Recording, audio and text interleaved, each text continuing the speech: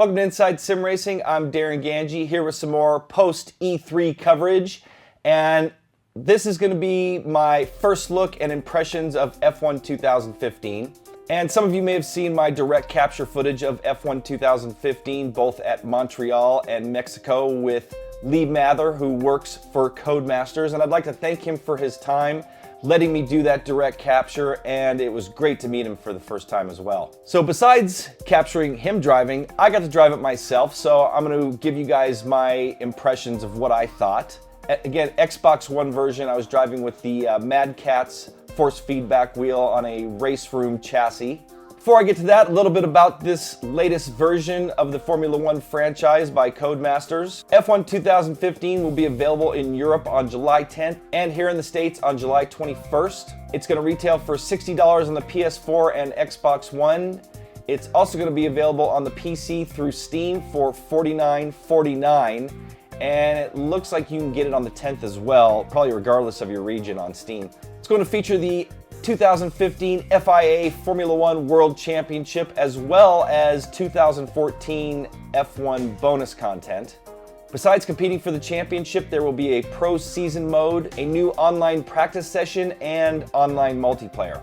If you're like me, you've been wondering why Codemasters has waited so long to port this title or develop this title for the new gen consoles. In talking to Lee Mather at Codemasters, it was because they have basically rebuilt a lot of the driving engine. I personally would prefer the wait versus them rushing to a new platform and buying an incomplete title. Matter of fact, this launch was delayed, and I believe it was originally scheduled to release in March. So if you're wondering who Lee is, he used to work on the physics and handling and now has taken over the position of principal game designer that Stephen Hood vacated.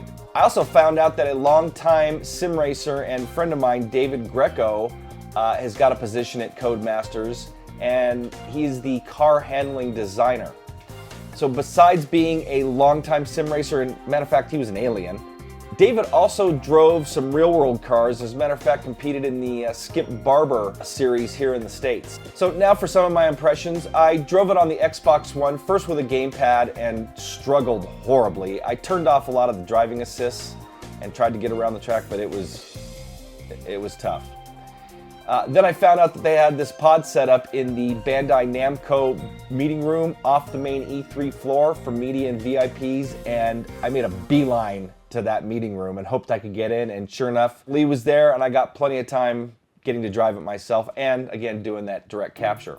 So I drove at Spa and Circuit of the Americas, and I know I did Monaco, but I think I did Monaco on the gamepad. I don't recall if I did it. And if I did do it driving with the wheel, I'll show you here.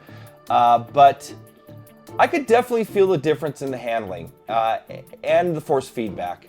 And considering I was just using the Mad Catz wheel, which both David and Lee said is probably on the lower end of the spectrum of the wheels that I should be trying it with. They said with the Thrustmaster wheels and the Fanatic Club Sport V2 that it just feels amazing. And based on what I felt with the Mad Catz, I take their word for it.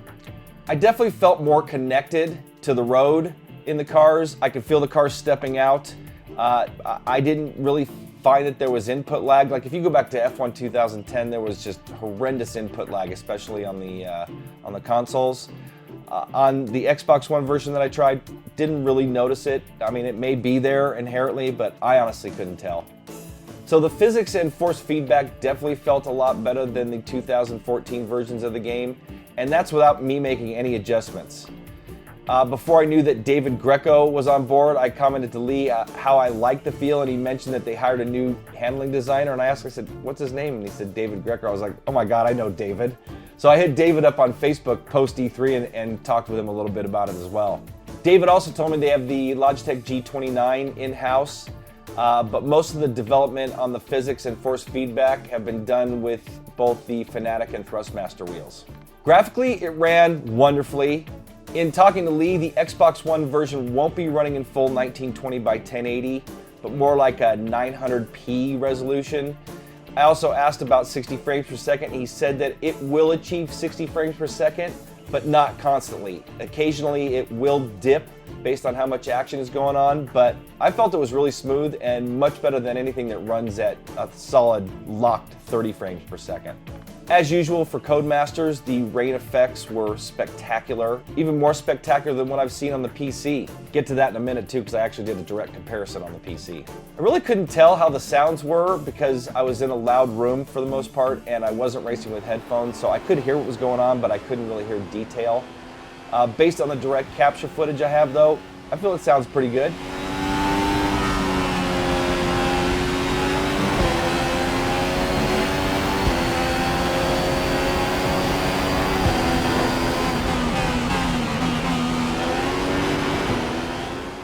I was told that you will be able to use voice communications as well to talk to your crew chief, which I think could be a lot of fun. So on the Xbox One, you'll be able to use Connect, and on the PS4, I'm assuming you'll be able to use your mic and maybe on the PC as well.